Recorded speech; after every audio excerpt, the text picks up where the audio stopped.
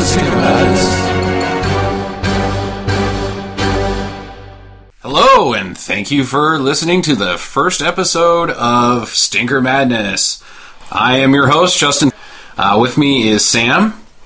How are you, Sam? I'm good. And with us also is Jackie. How are you, Jackie? Well, I'm doing just fine. Oh, good. Nice that you add a little silly business on the end of there. Hey, I just watched Southern Flair. Yeah. the Dallas Buyers Club, so all right. Oh, brother. Does he do that in the movie? No, he doesn't do that in the movie. Because that would be insane. He doesn't McConaughey out at all. You'd have to, not be McConaughey to win the Academy Award if you're him. Yeah. His acceptance speech, though, I heard, got a little McConaughey. I thought he did all right, for the Golden Globes anyway. I think he talked about, some metaphysical bullshit as well during it, so... How he met the Supreme Being when he was high as shit, sitting outside of a fountain with pants on. Comparing his car keys to how you make the world right or something. Oh, boy. I don't know. But anyways, Stinker Madness. So here we are, the podcast for all things stinkerish. I wrote a little blog post today on the website, which is stinkermadness.com, about what a stinker is. Because it's not just a bad movie, in my opinion. Because there's bad movies that are unviewable, like, for instance, After Earth. After Earth is something that everyone should see, because it's awful. A bad movie. There's no redeeming qualities in it at all. Whereas a stinker has at least one thing that it did right. For instance, The Room is a hideously horrible movie, but it did one thing right, which was its marketing. Whereas you go see The Room at a theater, you get Wiz Al throwing you footballs, and you get to have Wiz Al, period. Period, yeah. And so that was my definition of a stinker. So that's what we're about, is movies. And don't forget the great one-liners that come out of these things. Oh, absolutely. One-liners are... It's starring me upon, Justin! Right, yeah. You get to... You guys haven't seen Sniper Reloaded, which I think is the fourth film in the Sniper series. It doesn't have Tom Berenger. It only has Billy Zane, but it's full of chock full of one-liners. Yeah, one-liners are always good, and that's where you get a lot of material from stinkers. Whereas bad movies, you don't get one-liners. You just go, ouch, owie, ow, this hurts, stop it. Mm-hmm.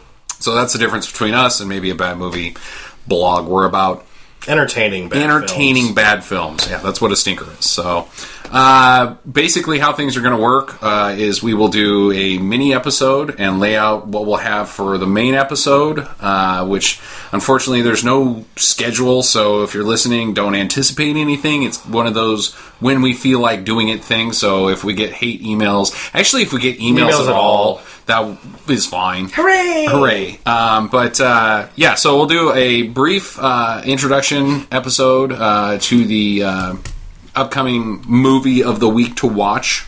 And then the next episode we'll break that movie down and we'll kind of dig into the meat and potatoes of it, per se.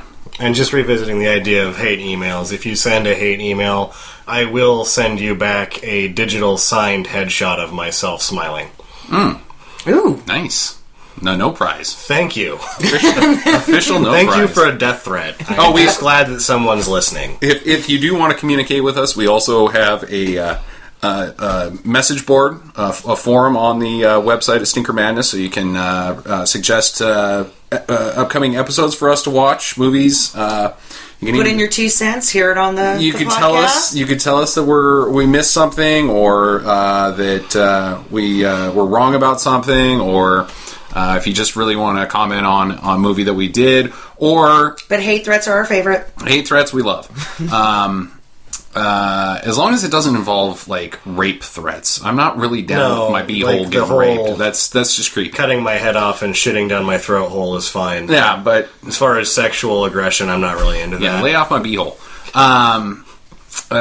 Yeah. So... Oh, yeah. And believe it or not, there's also a section for good movies, because I also like recommendations for good movies. Oh, yeah. Llewyn Davis. Just watched that on Thursday. Holy shit. Oh, boy. Maybe their best movie. Huh. I'm not saying that lightly. That's bold, man. Yeah. That is cool. Anyways, next we have we're just going to do a segment here and there because a lot of people really like Netflix nowadays, and basically everybody has it, and it's the only thing people ever watch ever is instant streaming Netflix anymore. So some Netflix do's and don'ts on stinkers. Either of you guys seen anything good lately? Other than the ones that you had, I had listed. For those of you who are the big fans, because apparently James Purefoy has quite a fan following. He does. Yeah, he was in Rome. No, just cut right to the sword movie. Berserker! Yeah. No, that was not the one I was talking about. Solomon Kane, which was fun, too. Solomon Kane was fun. Ironclad wasn't very fun. Ironclad sucked. Ironclad was kind of lame. But Berserker doesn't have him in it. It's just a sword movie that's real good. It makes absolutely no sense. I didn't get to watch Berserker. But the pieces that they put together make the film kind of funny and interesting. Yeah. I laughed a lot. Oh, it's a laugh riot, especially because halfway through I just started laughing because I didn't understand what they were doing. I just lost sanity in the film because it was just like, what?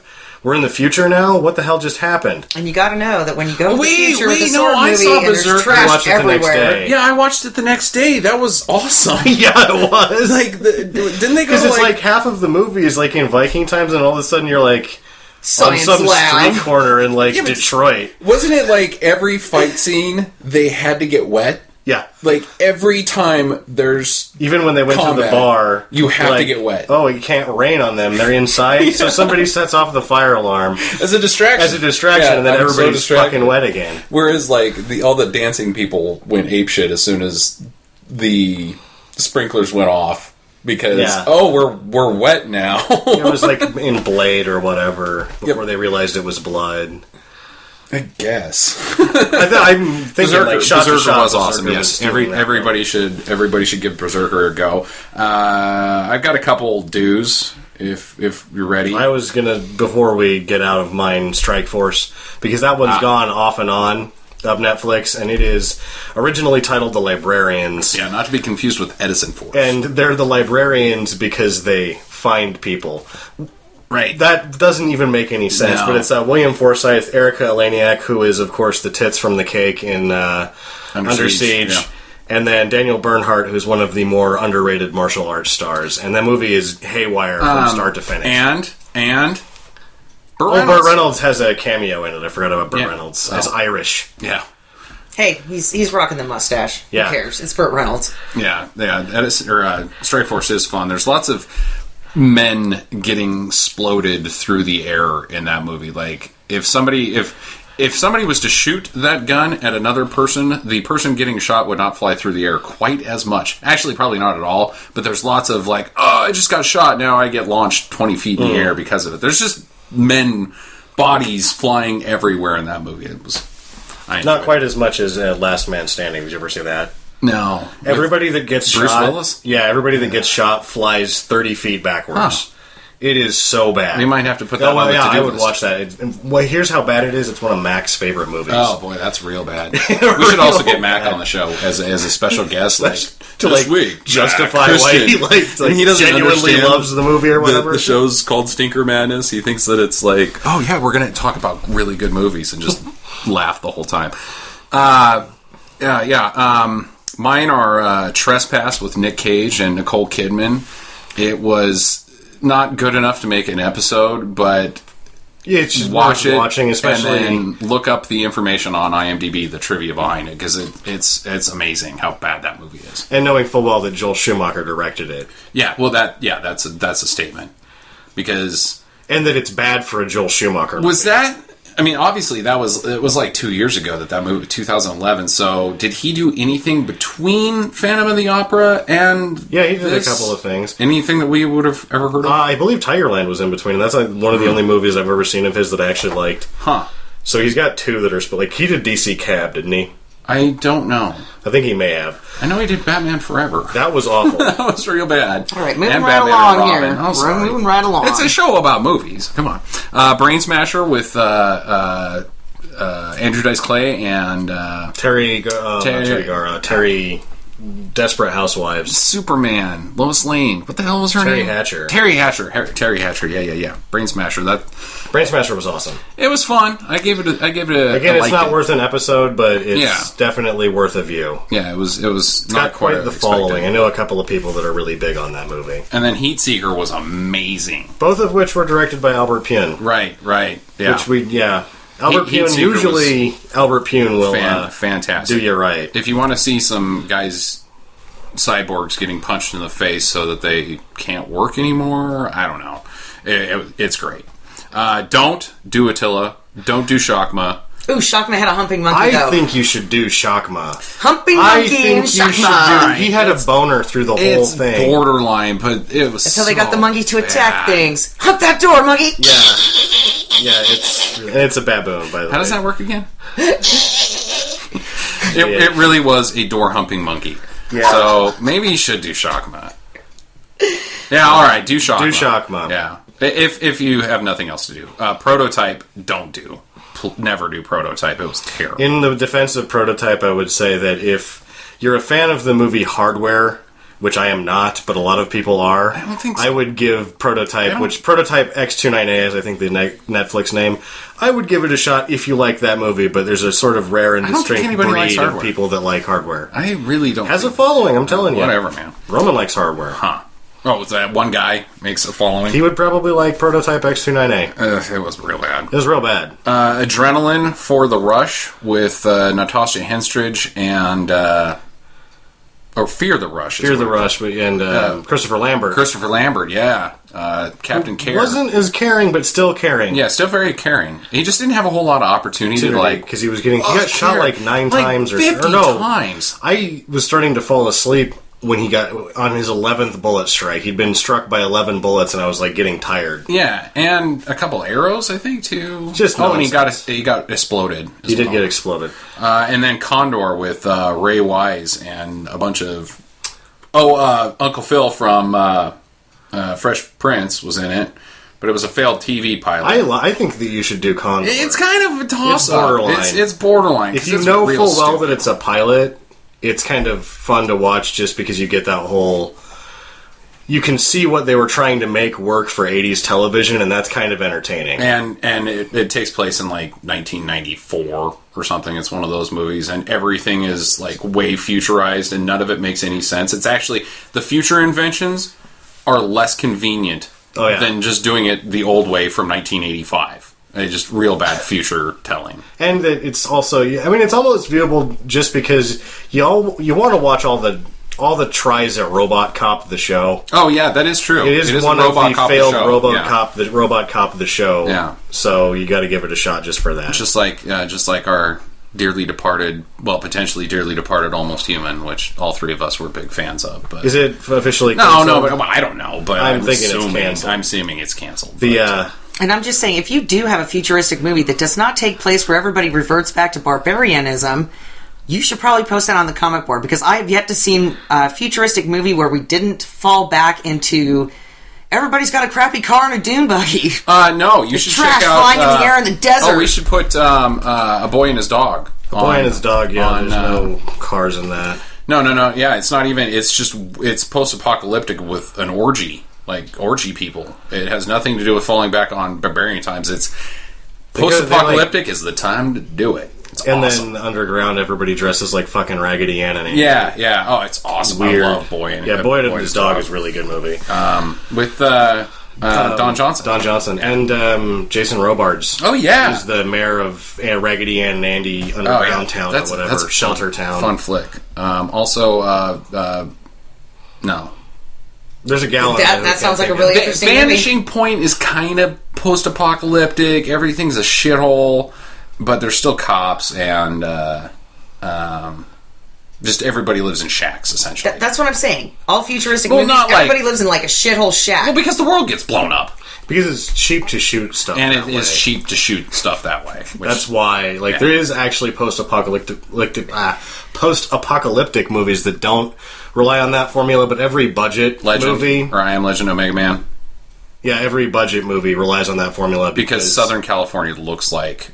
a wasteland. A wasteland. And they just recycle most of the same cars, like the And the cardboard boxes. Yeah.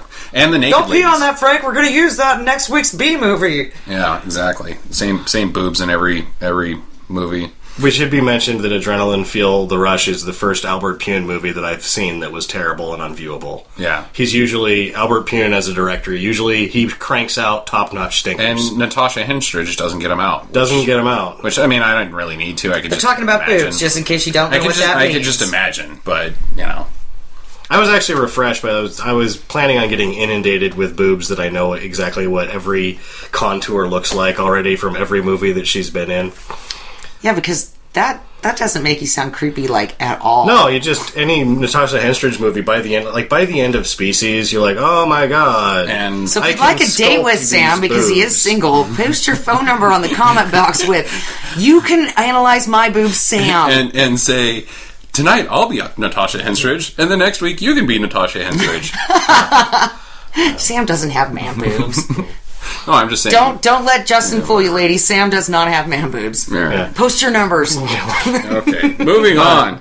Before we move on, Attila, which we didn't even watch the whole thing, it was so bad. Mm-hmm. You shouldn't watch it, but you should watch the first 5 minutes of it. Why? Because it's so historically inaccurate. Oh, yeah. And it's like, the historical inaccuracy is Attila the Hun as written by a 6-year-old. And with 3 guys. With 3 guys conquering everything. And then they're running around on foot punching people. It looked awesome. Like, this is gonna get awesome. And then it didn't. It was terrible. It was every other Asylum movie that's shot in that same place. Like, you'd seen those trees 100 times. Oh, yeah. It's like, oh, we're doing the same movie again. So that's again, yeah. And then nothing happened. Like, nothing happens in the Asylum movies. It's either, but it was the same thing as the Velociraptors and Casper Van Dien, shot in the same place, the whole deal. There's some Casper Van Dien stinkers that I like by them. Actually, Velociraptor. I can't think of one, but was I think it was called Velociraptor with him, but that was okay. I'm just saying, with Attila, I watched the first couple minutes, and then it was like, all right, time to make nachos. This movie sucks. It did suck. When the army people came out, it was like, oh. My Netflix due that you guys didn't like was the Vector File with Casper Van Dien. I was enamored by that movie. That was so much fun. That was so because he was such a bad hero. That was so stupid. Everything is summed up by the name of that movie. The Vector File. The Vector File. And it wasn't a Vector file. No, it wasn't a file at all. No. It was dot matrix printed material. Hey, that movie wasn't... Okay, that movie was kind of shit, but it had some redeeming qualities. Like what? Like... I liked the monogram on the beach. Oh, yeah. And where he just looks up and it's like, oh, and the camera lifts and then everything goes into this bullshit slow motion. Yeah, and then they find each other magically. Yeah, and then he was able to get to the beach house before everybody was murdered in 2.5 seconds. Wasn't there also a tinge of jingoism in that movie? Like, all the New Zealanders were kind of like, hey, Casper Van Dien, you're all American, and you're suspicious because you're American. I don't remember that. Yeah, I remember him being like a mechanic to a satellite dish. Like, he was the worst setup for a hero, and then didn't do a good job being a hero, but it all worked out in the end. And a fun fact is that lady and the daughter, that is his wife and stepdaughter in real life. How nice. Yeah. I like it. Yeah. I like it. What a good job, Casper. I like Casper Van Dien. I do, too. Anyway, doesn't like he's Casper a Van fun Dien, follow on Twitter. Kiss my ass. Because he posts a bunch of angry selfies. Nice. All the time. That's awesome. I'm going to have to check that out. All right, well, let's take a quick break so we can sell you some stuff. All right, set the scene. It's Friday night. You have no friends. You have no dates. All you've got is the crappy old internet and reruns of I Love Lucy. Well, guess what? There's a whole other world out there for you to explore in the entertainment revolution, and it's called Roku. You may have heard of it, but now it's time to get one of your own. The Roku player is like having your own video library at home with over 100,000 choices, from the best movies, TV shows, to sports. The Roku player is the easiest way to watch anything and everything from Netflix, Amazon Video on Demand, MLB.com, you can listen to tunes with Pandora, and more, instantly on your TV. Heard of a little show called Game of Thrones? You can binge watch that with the HBO Go app from Roku. Want to listen to Stinker Madness sell you Roku players? On your own Roku player? Well, you can do that with the Blueberry Podcast app. How sweet and ironic is that?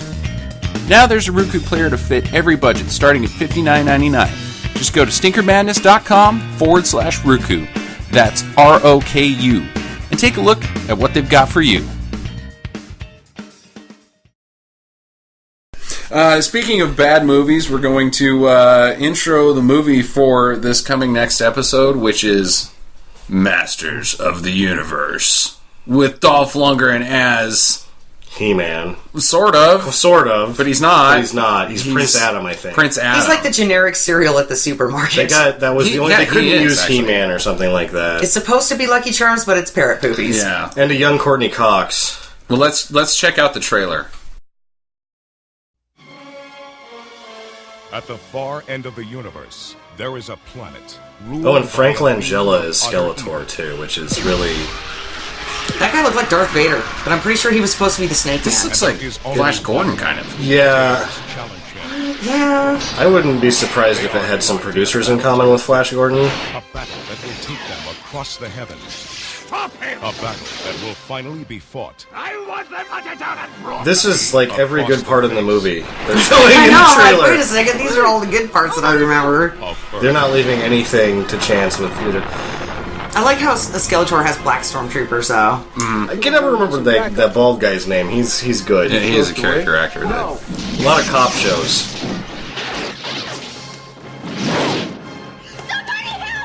Nobody's gonna help you. This is He-Man in Manhattan now.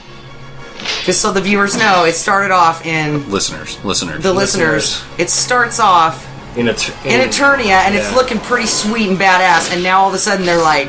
Downtown Manhattan, next to a flaming garbage can. Yeah, dumpsters. Dumpsters are on fire. It got the budget pulled out from her, and the rights to actual He-Man. So I mean, it did overcome some things to actually get made. But yes, it looks terrible, and I remember it being quite terrible. It looks like they spent all the money on Skeletor's makeup. Probably, because he doesn't look like Frank Langella. Live the adventure. And I just think that Frank Langella is an odd choice for that. Somebody Meg that's Foster very is distinctive. Evelyn. Yeah, Isn't Meg Foster somebody? She's the red-haired gal in They Live. With the weird eyes. Permanent crazy eyes. Yeah, permanent crazy eyes, that's right. Oh, yeah. So I remember when I first started this movie, I was a little kid, and I loved He-Man and She-Ra. I mean, I was just like, I had all the action figures and the castles. I was all about it. And then this piece of shit came out, and I was so excited, and my parents, took us to the theater, and I'm like, that's not He-Man. The costumes were all wrong. You kind of had to guess who the characters were supposed to be. All except for Skeletor, kind of looks like Skeletor, other than he's glowing. That's what I'm saying. He's glowing a bit. If you look at the trailer, it's which you can view on our website at stinkermadness.com. I don't know if I mentioned that. Yeah, I mean, if you look at the trailer, it's all the makeup. Word. Shut up. All the makeup went to Skeletor, and then He-Man, they're like, oh shit, well, I'll just string some garbage together and put it over his muscular chest, that'll work. Well, it's that you want less is more when you're dressing up a young Dolph Lundgren. You don't want to put hardly anything on that physique. Well, other than he had more other than his shitty blonde wig. Yeah, he had more. That wig looked like it had been through a couple of Halloween he obviously parties. Has more maybe on left him in a couple of whorehouses before they put it on him than actual He-Man was wearing, because the actual He-Man just he wore seems to be wearing about the same amount. No, yeah, dude. He had chest straps, whereas He-Man just had bandoliers and underwear, hairy underwear. Yeah, and then knee-high wrestling boots. How do you suppose the underwear worked on He-Man's crotch? Because if you get the He-Man action figure, it looks like the hair is just kind of dangling in the front and the back, but there's not really a hairy part over the sack. That's because it gets worn off from use. Yeah, exactly. So he's riding around on Battle Cat. Yeah. So really, he's just wearing a loincloth that's hairy. He's not, loincloth. It's not even a. Well, I didn't notice in the preview if Dolph Lundgren actually had hairy pants on. I didn't see it. I think that it was just black underwear. Yeah, that's everybody. They got rid of all of the hair. There's no hair. The fur was all gone. There should be. And Tila was wearing silver tights. Tila was in that? Yeah, I didn't catch that at all. No, I saw Evil Lynn. Jumps through the. There's one part where she jumps through a fence right in there. You're right, and she had all this silver crap on. Yeah, she's got she full had body gold. tights. She was gold with red hair and she was wearing next to nothing. in the cartoon. In the cartoon with in white the cartoon. underneath it. Yeah. And this lady was like blonde with a bad perm and some kind of light up space helmet. Who directed And she's this? like as tall as He-Man too. Like they found some really tall woman to play Teela. Who was the director? I don't know. You should look that up. I will look that up because this is the wonders of doing a podcast is nobody can actually see what a wanker I am. Just look it up on your phone. We just have to cover. Oh, also, But are you wearing pants? I am not wearing pants. I am not wearing pants. I'm just saying, though, that when I watched this movie as a kid, I was so damn disappointed that I just went immediately back to the cartoon because I was like, that's not He-Man. And my parents were like, just sitting through the movie saying, eat your fucking popcorn and shut up. I really feel like it fucked up one of my birthday parties. No. They actually say... Like, my parents are way too nice to actually say the fuck word, but it was pretty much... The fuck word. The fuck word. They probably, just shoved popcorn in my mouth. I was kind of a chubby fat kid, so, it's like, just eat more Butterball and be quiet. We paid $8 for this movie. Did you look who directed it? My phone's locked up. It's not working. That's awesome. Yeah. Because I wanted to see what year. Because if it's like after 1986, I would say 86. Yeah, I would think like 88. If it was in that time period, I'm pretty sure that He-Man fucked up my birthday. Masters of the Universe was a birthday party. Yeah, I noticed that it wasn't called He-Man at all. It was just Masters of the Universe. Here's what I have, is that I was kind of... By that point, I was 7 years old, so I was kind of off my He-Man binge by just a little, and I was much more interested in Transformers and G.I. Joe. And both of those just had their big cartoon movies come out. Honestly, the cartoon movie of the Transformers was awful. It killed everybody. All the cool characters died. Oh, yeah. And then the whatever, Cybertron, your new heroes are these total wankers. Yeah, they were total, we're future guys, but blah, blah, blah. Anyways... I came off of that, and I was like, oh my god, these movies are so cool, and then Masters of the Universe showed up, and I'm like, well, I'm kind of over my He-Man thing, but I'll let some fellas see it, and they can report to me. Everybody came back and said, it's shit. Yeah. And so I never saw it. I'm the only human on Earth that didn't see it. No, there's a lot of people that didn't see it. I was just one of the idiots that went and saw it when it came out. Oh, me too. No, yeah. So you guys have seen it. I have not. I only plot points I know is what you guys have told me that, and we saw it in the trailer. I expect to laugh a lot during this movie. I mean, it's been 10 years since I've seen it. 10 years. Well, yeah, my parents owned a copy of it. We had it on I watched it. Yeah. 2004. Okay, no, it's been longer than that. No, okay, yeah, it's been longer than that. But I'm just saying, from what I can remember, I'm going to be like, yeah, go, in the very beginning, and then it's going to be like, and we're out of money, Manhattan scene, near the flaming dumpster, and I'm going to be like, what the hell is this? Well, it was directed by Gary Goddard, whose filmography includes directing Masters of the Universe. That's it. That's his IMDb. That's the one thing he did. Well, good for him. Yeah. I hope you get a dildo shoved up your butt, because that was an awful, awful movie, and you killed my childhood heroes! You probably didn't have much of an opportunity to do anything else with it. And if I remember correctly, it's not like Orko's at the end of that movie going, you know what, we learned an important lesson today. Don't ride speed cruisers through Manhattan, or you'll be shot by the police. Did they have... Billy Barty was in it as some Orko-type character, but I don't think it was Orko. Well, we'll have to find out. Yeah, I don't remember Orko being in this movie. I remember some weird little troll. Yeah, that's Billy Barty. Well, either way, that's the movie. You guys should watch it before we do. Unfortunately, it's not on Netflix. I totally did a bad thing and didn't check to see if it was on Amazon or... you can pick up... I picked up iTunes. a copy of it used for You can pick up copies of it used, but should you? We don't know yet. We'll take the brunt of it. I would. Either way, try to get your hands on it before we watch it, and we'll get back to you on how bad it is, or how awesome it is, potentially. I just have one more thing. Wait. She-Ra! Okay, I just have to throw that in there. She-Ra. She needs to have a few things thrown out. Okay, there was no She-Ra movie. But there was a Christmas special. But hey, speaking of She-Ra, and what I'm going to talk about is the website fundanything.com. You can potentially pitch the She-Ra movie on fundanything.com. But that's not why I'm going to talk about it.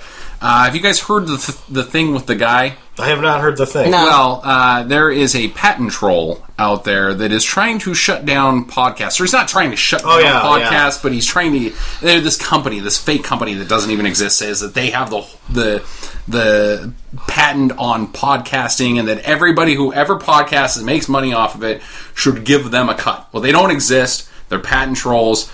If you want podcast to keep going in the future and not have to deal with these assholes, which is what they're doing, is completely illegal. And I thought we had that taken care of with the government, but apparently the government's too busy raping the middle class to doing anything about it. Go tax season. Fundanything.com/patent troll.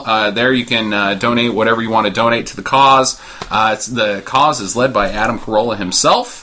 And any money you donate, you will get some cool swag back. But at the same time, it will also be going to help with the lawsuit for the attorney's fees and stuff. Because basically, Adam Carolla is having to finance his own his lawyers in the legal battle of this. He's the chief defendant, and he, at no point in time should he have to have had anything to do with it.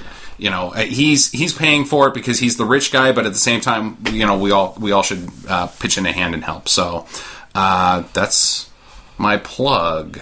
Well, I'm Dr. Jackie. Almost Dr. Jackie. Almost Dr. Jackie. By the time this airs, she probably will be Dr. Jackie. Yeah, she will probably be Dr. Jackie, but maybe not. Anyways, that's the end of the episode, and we should come up with a cool catchphrase. Like, don't get herpes. It stinks. It stinks. Don't get herpes, it stinks. It stings.